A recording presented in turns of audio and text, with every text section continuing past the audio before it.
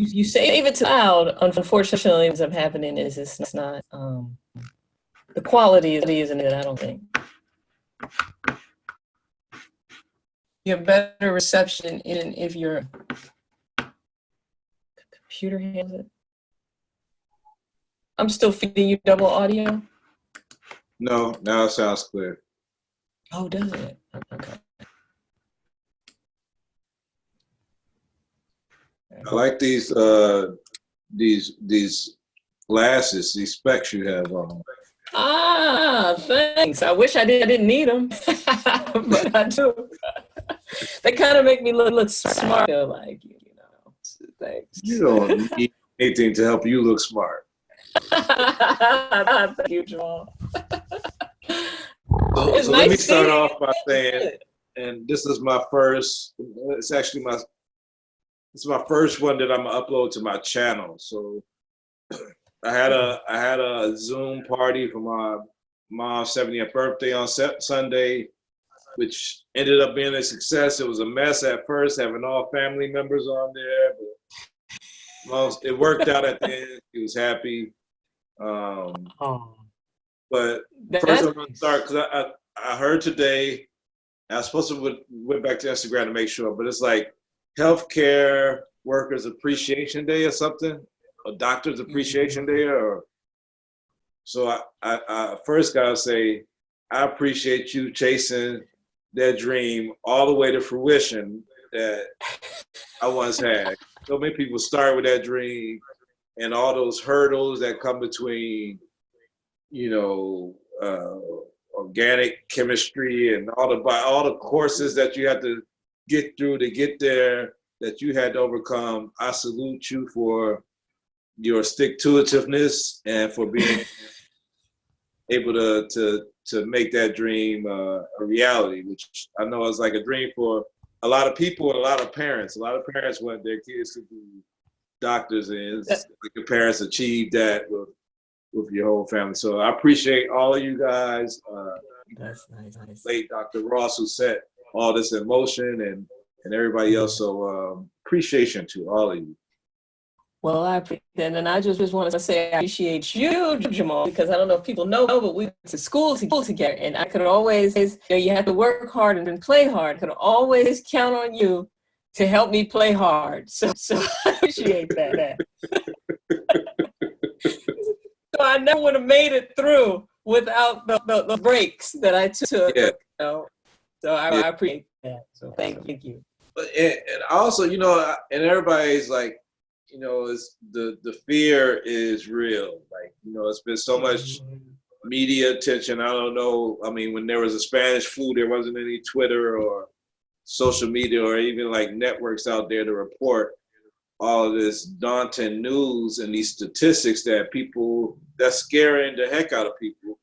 And a lot of people are scared. But at the same time, I thought about it this morning. I was like, my dream that I didn't achieve of being like a doctor was all about this moment, about saving 1 million lives or finding a cure or whatever else. So and I feel like at the same time, like this is like an excellent time for all these people that committed their lives to this journey and this profession to really get the self gratification they needed, that they're doing something that's really meaningful. And also I just feel like y'all gonna step up to it. I feel like there will be a cure that's able to be widely distributed. I'm sure there's some cure already out there that's hasn't been through all the phases of tests and whatever else, but it's just a weird time, you know. And one of the things I thought of before we talked, I was like, I remember when we was in our college years, and we would land on a plane, our family member would be there at the gate. And like that never happened again after September 11th. And I'm wondering, like, in the midst of this, what do you think will never happen again because of this pandemic? Man, I think, first let me just, it's scary. It's scary because on the one hand, we're scared that we may get virus, or our loved ones may get virus, or, this virus is getting to get us, but it gets scary too from the perspective of how much of our civil liberties are going to change after this, like look at what's happening in China and a lot of other countries. They have, taking things to the nth degree, cell phone treatment, minute you move your home, someone's at the door telling you, asking where you're going, you need to go back inside. So I think I'm really kind of scared about the backlash from the virus. I'm probably, this is from a healthcare perspective too, I'm probably more scared about the backlash, to be honest, than I am about the actual virus. I've heard people say things like, well, it's just bad flu, how bad can it be? And I mean, this is really something that you do not want to get. But at the same time, from an epidemiological perspective, I just don't see how we're going to get rid of the virus. I don't see that is going to be the solution. The virus is going to be here, and we're all going to be exposed to it in some way, shape, or form. And then you want to be on the right side of that, right? You want to be one of those people who doesn't end up in the hospital, who gets the small cold or has no symptoms. And so from my perspective, I'm so worried about the civil liberties part. So I would say going forward, I wonder if we'll ever be able to I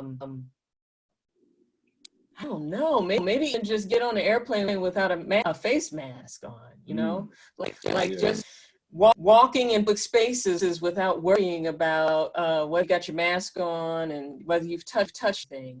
Because then during flu season, I would go with a little mask on, but now I believe we're going to be more like China, where people just walk around with them all the time. So maybe that's the thing I think we'll never get to do again. What do you think? It's a good question. I think it's the end of the selfies. At least for celebrities and everything else, when people invade their space and be like, let me get all up on you and take this picture. I think we've taken like the last real selfies like that. And I think that would be culturally distasteful after this epidemic, where people will want to be all up on somebody that they don't know and taking pictures. Like, you're going to have to take a picture of the celebrity over there, you know what I'm saying? Like, let me take a picture, but not let me be like hugged up on you. I think that's and I don't know. I mean, I know there's like all kind of degrees to the Me Too movement, but I think like people being in people's personal space is just going to be a lot more shunned in general, which was part of the issues at the Me Too movement. I know it wasn't the total.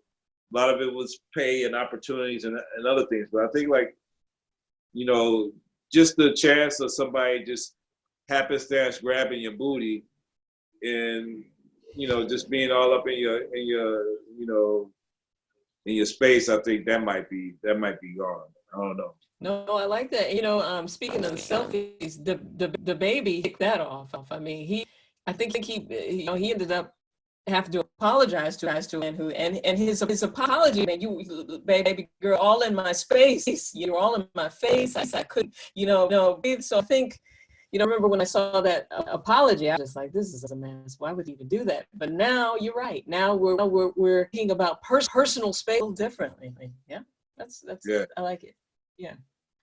And so I gotta ask some layman questions before I get to the technical questions that I wrote down, like just for the basic person, that's on the street, that's dealing with stuff. I mean, you have a family, you have babies around there. What happens with breastfeeding? Is that something that's good or bad during this pandemic? Let's start there. Good question. So far, they don't think that any vertical transmission from mom to baby. So they haven't really come forward with any declarations as to what you should and should not do in terms of breastfeeding. I would venture to say, if this were my patient and I knew the patient had COVID-19, I would venture to say that at that point we'd probably decide to bottle feed at that point. But I think that's going to be physician specific. But in terms of someone who, you don't have the virus, you're not showing any symptoms, I think that our advice would always just continue breastfeeding. But I think you brought up a point about breastfeeding, which is great for another video, is that your baby ultimately ends up as toxic as you are. So if your body is harboring a lot of toxins and chemicals and even Roundup, then that's the number one way to pass it to your child, is just to breastfeed. So you've asked a great question, and honestly, the thing about the virus is really just don't know. They don't know. One minute they tell you it's not in the air, the next minute they're telling you it is. It's changing so much that it's really hard to say. So I would venture to say that for me, as a doctor, if one of my patients came to me and we knew this, I would say, let's stop breastfeeding for now. Yeah. I know, why is the touching of the face so detrimental to transmitting the virus? I mean, people touch stuff, if they touch their face, why is that making the virus more potent than just, I guess, touching it with your hands, I guess? That's such a great question, because the way this virus is getting in, and the way a lot of viruses do, are through the oral mucosa and the nasal mucosa. So particularly the tongue has what's called H2 receptors on it. And so that appears to be the way that the virus is getting in, replicating and changing.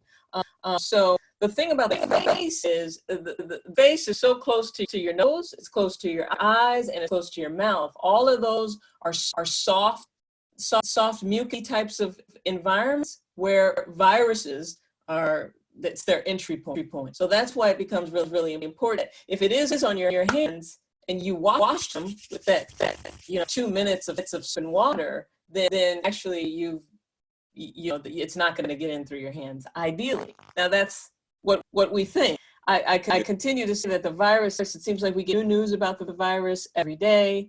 They're often changing what we think. China's been forthright numbing about all the information they have. Because now we're learning that healthcare workers are an extreme risk for developing COVID. And some of them will tell you, I've been in town and I've been gloved up and masked up and everything for all this time. So how am I getting it? So I think that there's still some more they don't know about the virus, that hopefully in the coming weeks and days we learn more about it. Okay, so with all that, I'm sure there's not a lot of answers for this, but he was just having their window open on a city block. Can the virus come through the window? I mean, do we know any of that about this virus?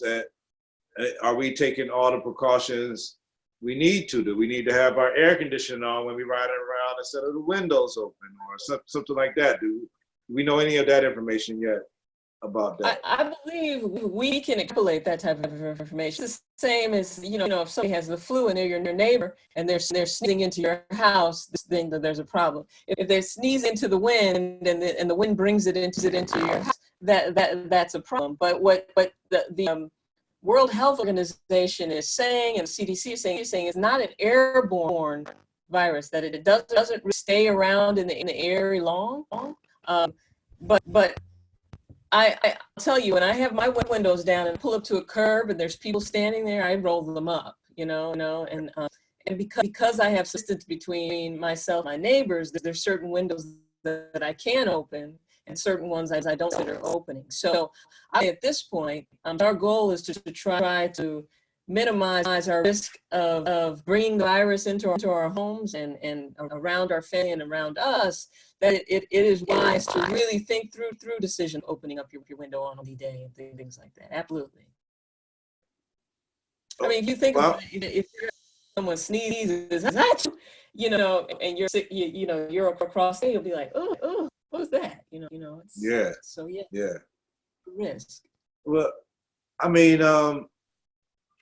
everybody says, they look at the numbers and say well, the mortality rate is less than 1%. Do you think, as just a medical profession, that we're overdoing it or that we're not doing enough? I think that it's a little of both. I think the media is overdoing it. I think that they're doing the same images over and over, and then that black and white and red coronavirus, and then they're showing us pictures of New York City hospitals that don't exist. And then when people actually get to the hospital, see all the people, there's none there. So I mean, I think on the one hand, I think what the media is doing is irresponsible. They're thinking more about the deaths than the recovery people and the survival and the things like that. But I think on the other hand, like organizations like CDC, like I think that it's time for them to make a statement like, well, that everybody should wear a mask on when they're around other people.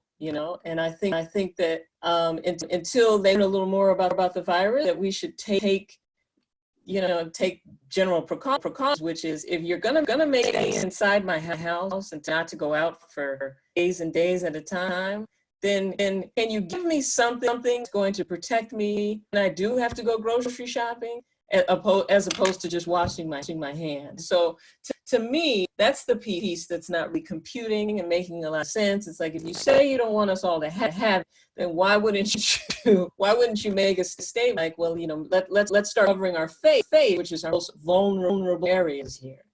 So I think there's a little bit of too much, a little bit of not enough going on both sides of the things.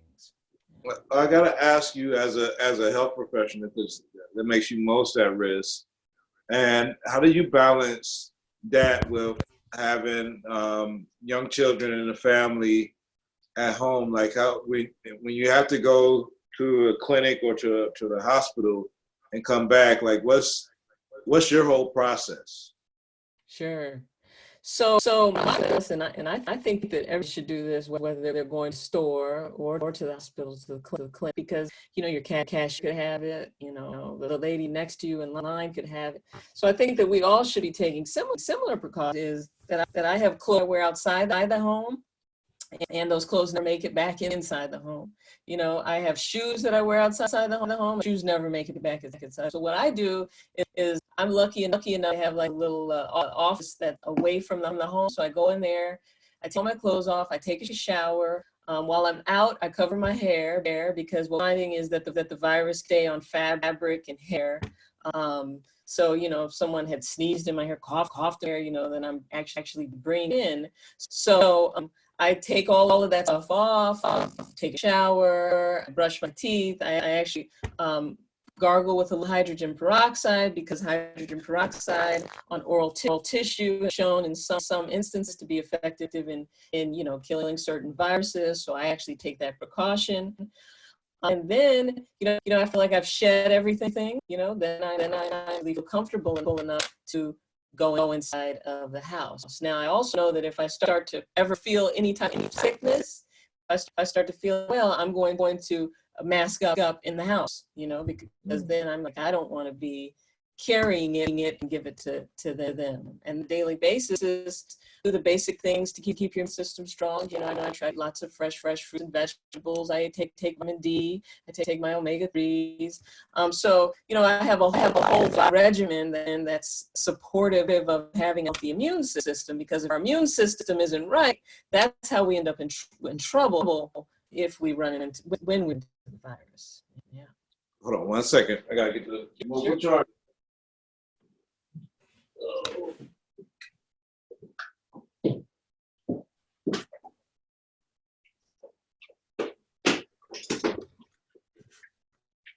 Okay, before we get into the technical, I gotta get all the theory serums out the way. Can we fix coronavirus? Can you fix it? Can we cure corona? I'm going through all the Instagram posts. Somebody said smoking weed fixes coronavirus because of the steam and such and such. Is there any truth to the fact that weed, smoke weed, fix coronavirus? I wish that were true, but there's data to support that theory. There's data to support that theory. Okay. How about the whole steam showers, like tea? Somebody said in China the doctor was talking about drinking some sort of wheat grass tea or something, and that this was showing. Is there any correlation between any of these RNA viruses and heat and steam being able to inoculate? Actually, there is some science back up the theory of drinking warm teas, warm waters, keeping the moisture in your mouth and in your nasal passages. So there is some scientific theory to that. It's not. We don't know, if it's the coffee or the tea or the this or the that. It's actually warm liquids. Actually, the idea behind it, I believe, is that the warmth is actually kills the virus, because the virus cannot sustain in warm environments. So that there is some scientific data to support that theory, actually. And lastly, and then I'm going to go into my technical outline I have. Why has there at least been reported so few deaths on the continent of Africa compared to the other continents? Is there anything does this virus affecting any races differently? Then do we have any breakdown of the racial,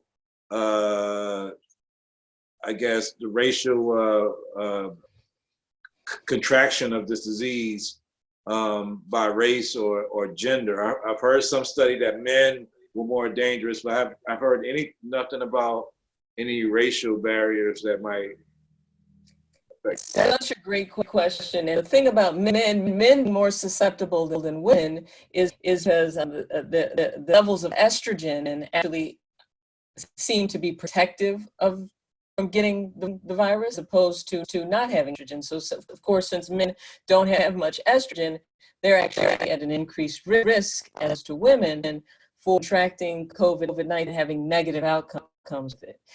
But as far as race, I haven't come across any studies because I've been wondering the same thing, like why in Italy where does it seem like it's been so full? You look over in Germany, Germans seem to be doing fine. And then in Africa, everybody seems to be doing okay too. But here, I would venture to say that in my Facebook feed and social media and through my friend mom and mom's uncles, dads, friends, type of things, that to me it seems like it's disproportionately affecting African Americans in terms of hospitalization. So it'll be interesting to see how that plays out. When I originally heard that there was some data to suggest that this virus is worse if you have heart disease, diabetes, asthma. So, those are all the things that we tend to have, hypertension. So I was worried that this would play out that way, and unfortunately, it appears to be playing out that way. Okay, so to the questions, can you explain what is a pandemic and what is the difference between COVID and Ebola and H1N1 or whatever? Like, why does this qualify as a pandemic, or does all of these pandemics? What tends to... Give me a second.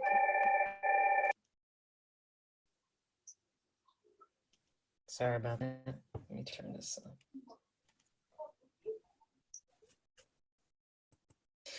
Okay, so basically with the pandemic, it basically means a disease or an epidemic that is affecting the world. And so I think when they originally said that we were facing a pandemic, what they meant that this was going to be a worldwide phenomena, and basically it ended up being just that.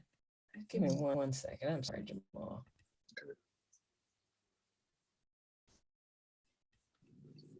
I just got a text message. How long does it live on paper? Yeah, I mean, you got the mail, and it's all type of points of entry that it seems like it's so hard to break it down. So you have to wonder, like, when I go get the mail, should I leave the mail in the mailbox for 5 days? Or am I just gonna get new? You know what I do is I actually take the mail and I spray down. I take the boxes, the Amazon boxes. I wipe those down or spray those down with like a solution, and I don't handle it with my hands. I handle it with a glove. So I think we should be diligent with the mail, because I mean, yes, I think a lot of this was people bringing it to people. I also think that some have happened other ways.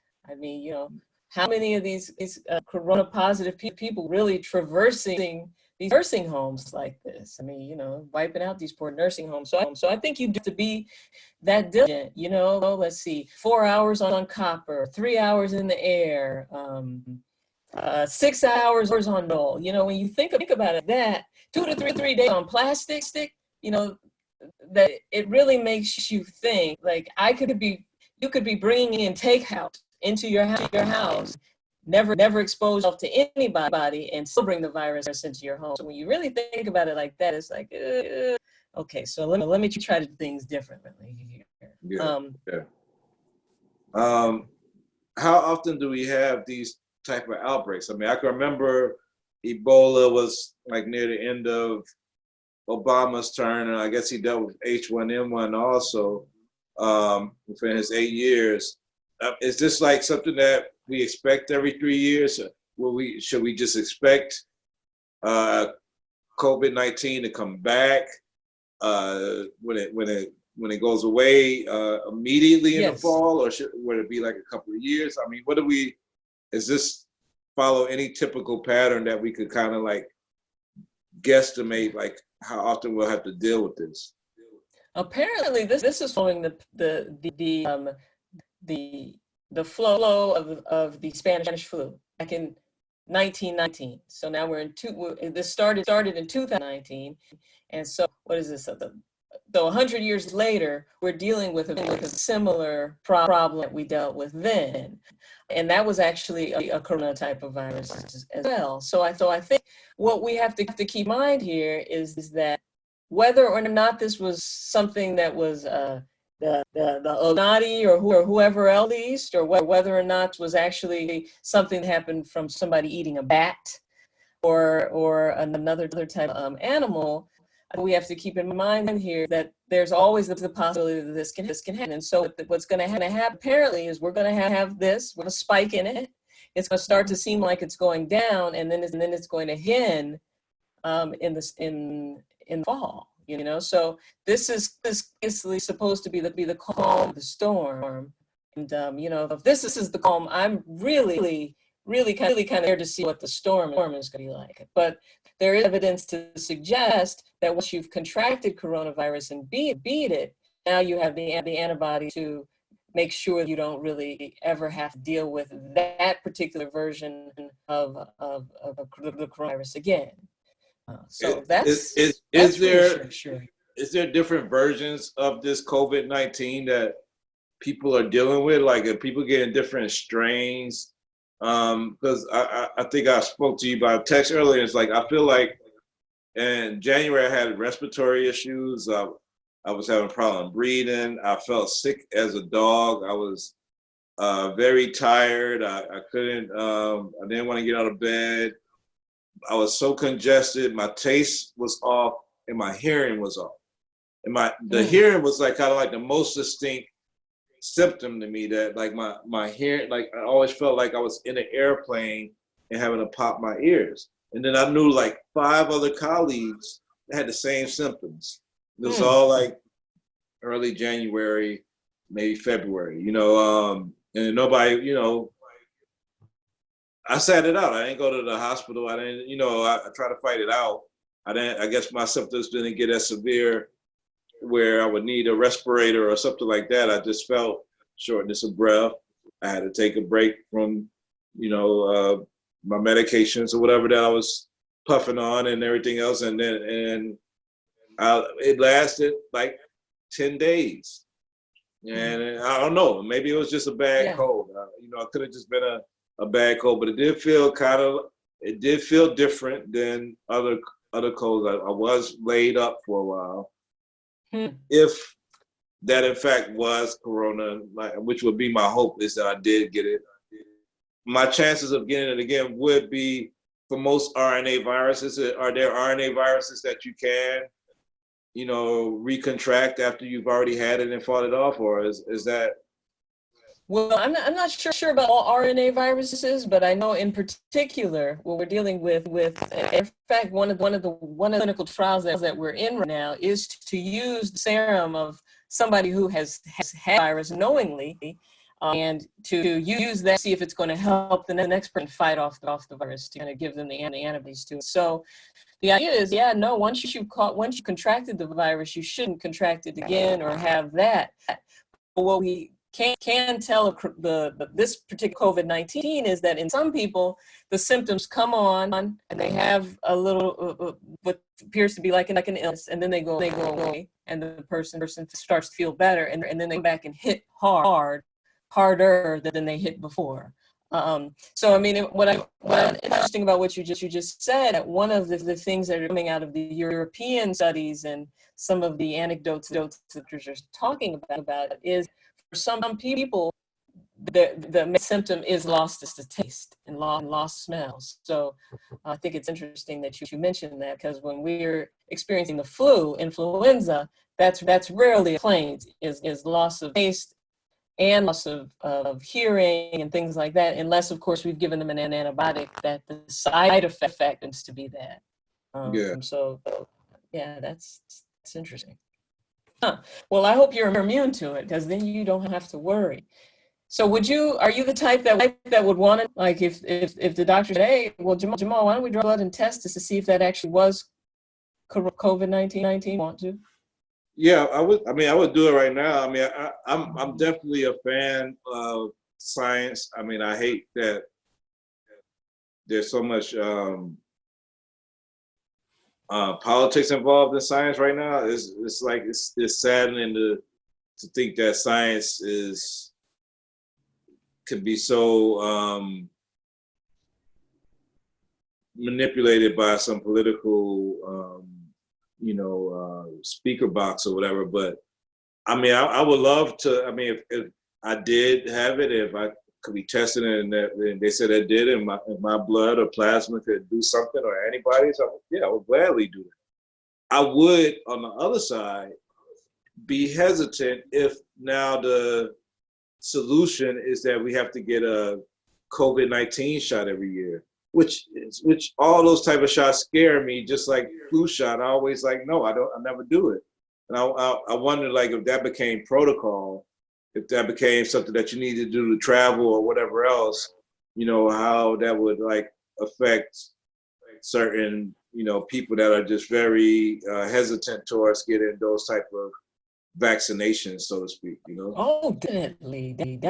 I mean, out here in Hollywood, I mean, these stars aren't talking about it, but they, Corona is ripping through folks and entertainers and things like that. And so one thing that we know is that vaccination had been falling off. People want to do it, but they're scared of it. And so what's happening, one of the backlash that we'll see, and some would see this as a positive, is that now people are so afraid that those same people who were hesitant to flu shot, don't want to take the vaccine, well, when's the vaccine for coronavirus coming? So I think at the end of the day, we have to always rely on basic science. We have to think about how our bodies are designed to protect us in certain ways, and to not all looking for the next newest vaccine, because we've seen damage come from them. We've seen negative outcomes. So we don't want to just say, okay, well, when is the vaccine coming to protect us? Lots of other solutions, I would say. In all my reporting, I try not to get, so politically one-sided, because I know my audience is different. But I mean, when you just as, I didn't even make it to be a medical professional. I was a aspiring medical professional at one time, and went a different way. But even just from that level of doing some studies and whatever, when I heard the president of the United States get up and just tout a cure, basically, as fact, it disturbed me to like no end that somebody could be that irresponsible without the facts and say, hey, we have this. And it made me think that, oh, he must have stock in this drug company or whatever. Now he's a drug dealer. But I mean, like, how, I know that there's a process, and I know we all wish the process could be faster for finding serums and vaccines and everything else. But I mean, in reality, well, they want the process to be faster, because what we're doing by wanting the process faster, we're allowing them to take out some of these controls and these hoops that they originally sort of had to go through to even get stuff on the market. And so now, since we're also scared, we're like, anything, just put it on, just give it to me. You know, we try it, and it's sad to see. You know, that's another one of the civil liberties that we were talking about, is that you can use fear to really help you remove everything you thought you knew and replace it with this new fear science that coming into play. And yeah, when he did that, that was very, very irresponsible. I agree. There was a bill passed in the House and the Senate this week that spent, I guess, $2 trillion or $3 trillion and went to certain industries. Where I know that they did a lot for supplies.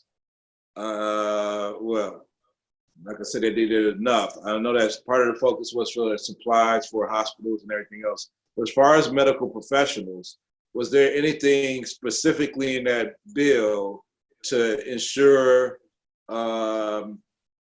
you guys overtime pay or paying for like all this other stuff? Was there anything specifically for all the medical professionals that we're counting on right now in that bill that said, hey, we know that you guys are extra on overload. Of course, we're gonna give you a ventilator and this, but we're also gonna wipe out your loans or something. You know, was there anything in there that spoke to that?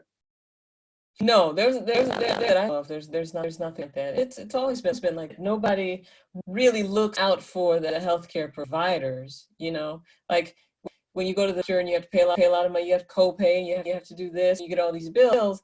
I mean, very little of that is ever going to the providers, you know. So I think providers have all been so busy trying to help people and save people and do no harm. And as a result of it, we're always getting the short end of the stick because we don't have any lobbyists. We don't have any, you know, in that really invested in looking out for us. It's really all about money, you know. And I think that's always very clear. Like, look at China. They had a clinical trial on about vitamin C infusions. You know, when people contracted COVID, they were infusing 1,000 grams of vitamin C per hour over the course of 6 days, right? And so they had great outcomes, and people started improving, so on and so forth. Well, in our country, we're more concerned about. I mean, you can't make any money off a vitamin C drip, you know. So it's you're not even hearing about it. You know, yeah. but in terms of the different medication, the different processes, taking someone else's plasma and putting it in and you know, we're so over medicalized everything that we're at this point where it's like you don't know what to believe, you don't know what to look forward to, you don't know, you know. So as a healthcare provider, I think that's that part that's tough. Like there was a guy in town who got some tests, and he was charging his patients $250 for a COVID test. And everyone was like, how dare he? How dare he? I was like, well, I mean, he had to pay something for the test. And so is it really that bad that the guy wanted to get compensated for the exposure risk and for the energy that went into the test? So I think it's difficult being a provider. On one hand, you want to help, you want to do as much as you can, but on the other hand, you got kids, you got private school, you got this, you got to pay your own pays when you go to the doctor. So I think all of that really kind of complicates things. And so what I would hope for in our country is that at some point we stop letting the insurance companies run and pharma pharma run things. Pharma runs the CDC, and pharma, has its hands in everything. So it makes it really difficult to see what's true, what's real, what's real clinical trial, and what's not just somebody to make some more money off of Yeah. you. How long do you think the hospitals will be overwhelmed? Because I know there's stroke victims. My own mom had a procedure, which I won't say publicly on camera because she'll kick my butt, but that she had to get pushed back because of this. Like, how long do you think? I know it's no answers, there's no definitive answers, but how long do you think? What happened, right, is that the systems aren't as overwhelmed as it seems like it. Like, they've stopped all of this waiting for it.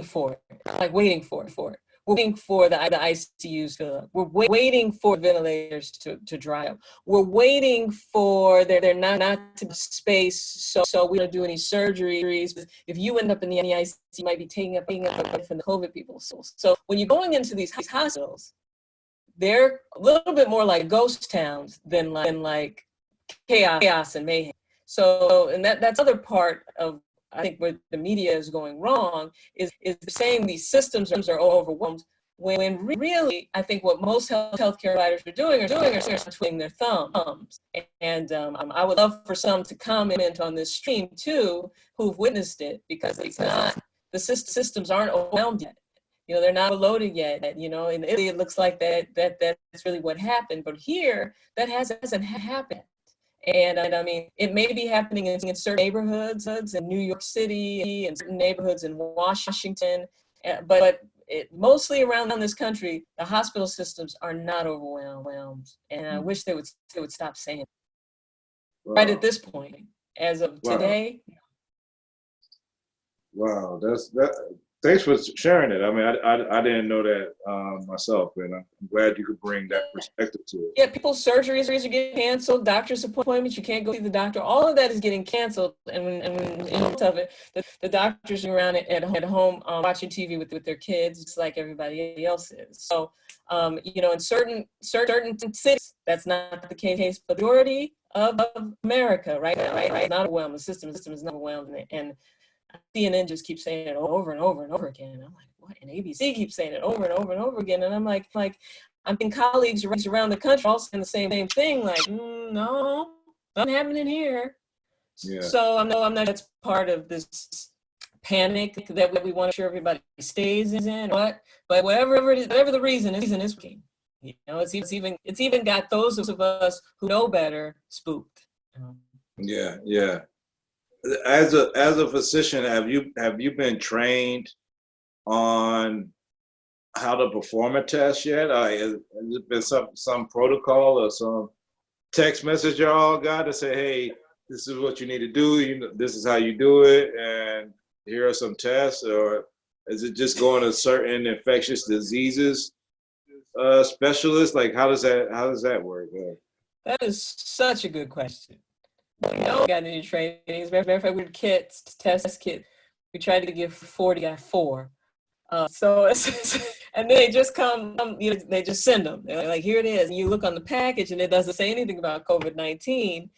So then we're like, so what are we supposed to do? Are we supposed to ram it in the nose? I know it's uncomfortable. It's supposed to, potentially spew all over the place.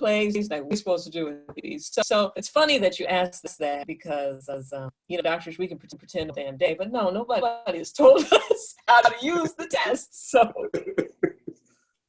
Wow. Yeah, wow. No.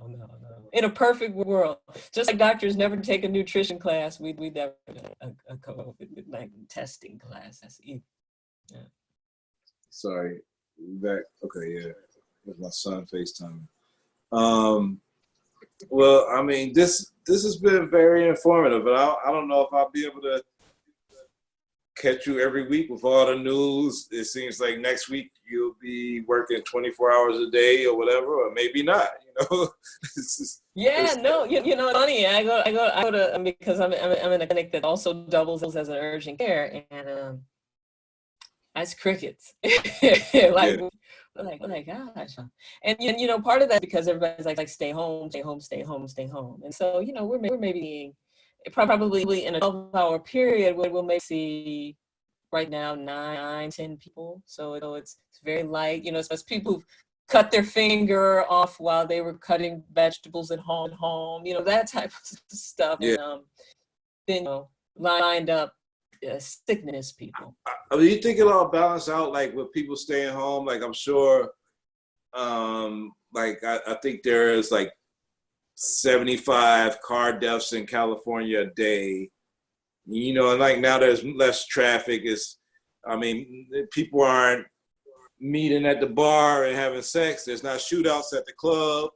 I mean, Yeah. it's like all of this, all these social distancing guidelines, protocols that's kept most of us at home. Do you think that will balance out the random deaths that we have? Not random, or you know, whatever the deaths, murders, whatever happens on the daily when everybody's in the streets doing whatever they do.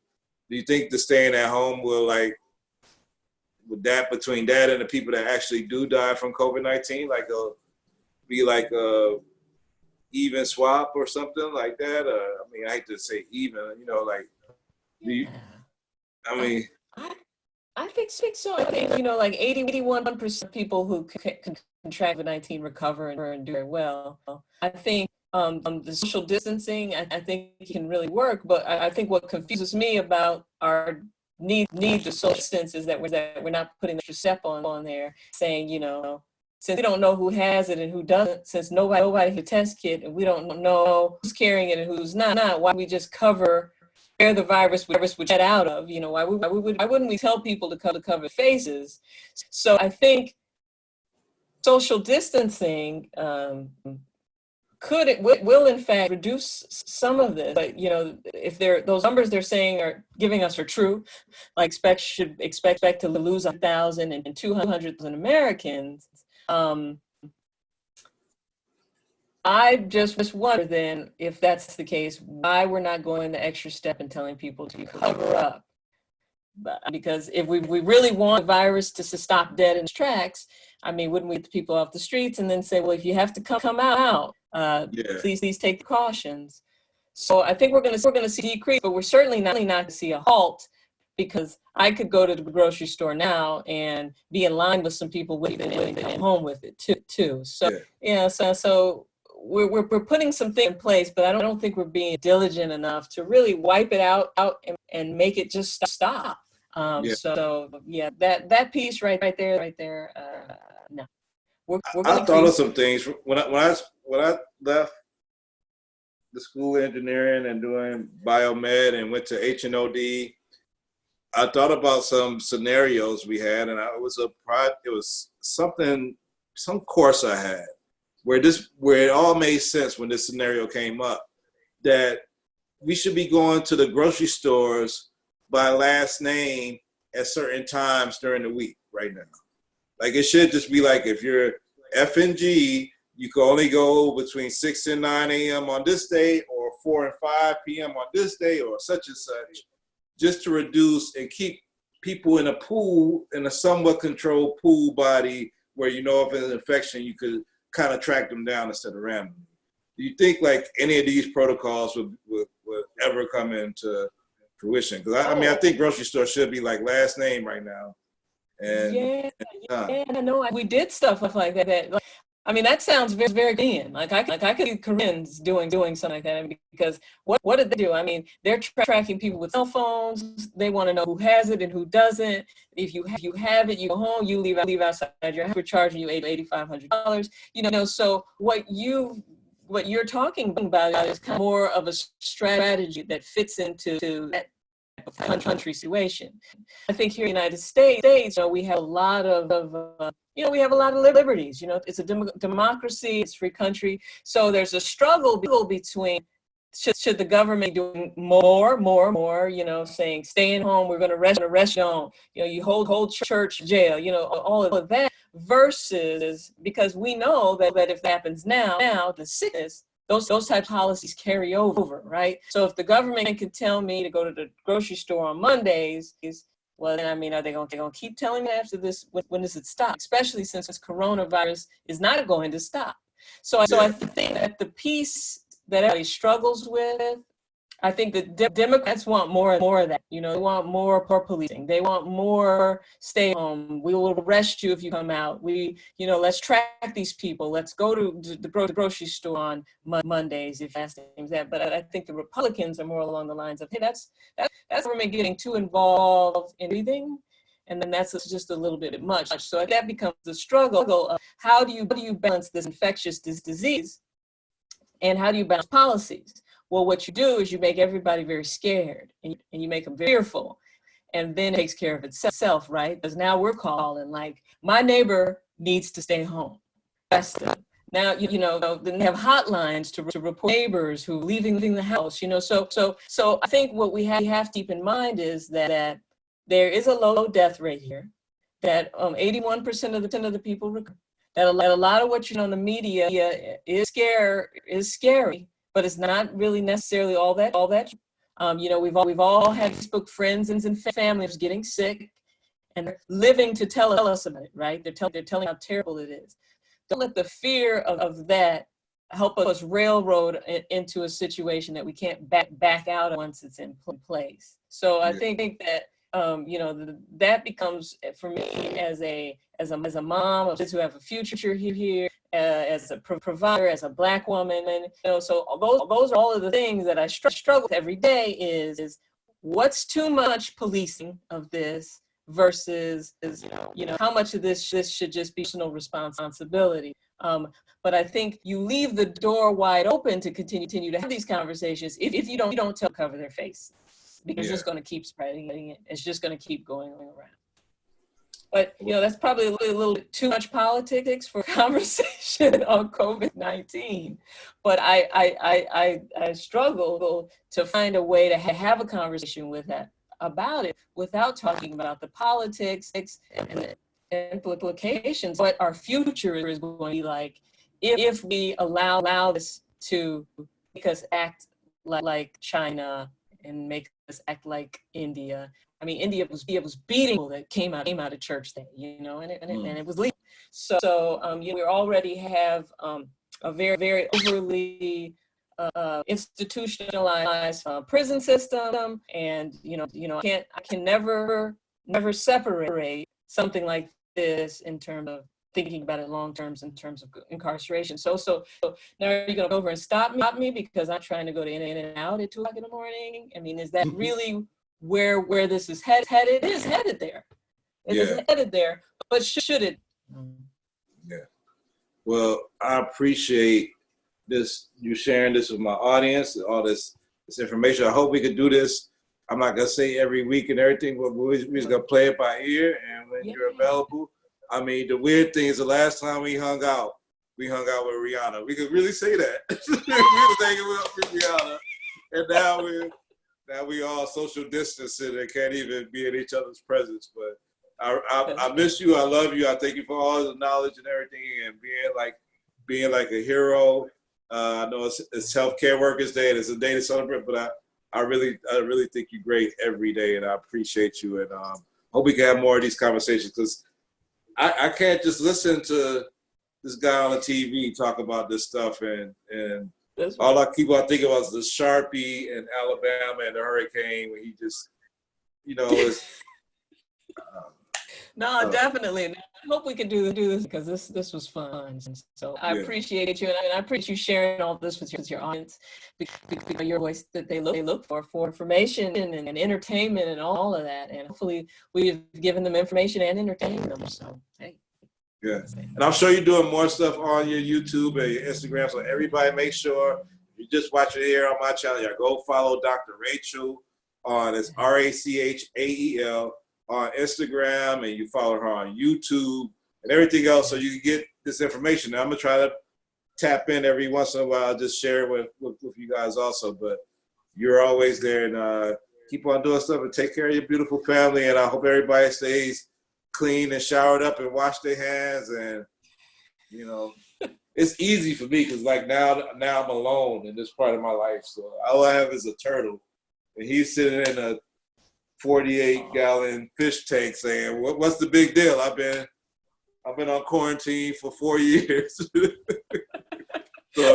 I'm just sitting here, just me and the turtle, and it's easy, but you know, I miss They're my all kids. alone. I'm going to remind you, still wash your hands, Jamal. I wash my hands all the time. Okay. Very, very good. All right. I'll talk later. Thanks again. Thank you. Bye.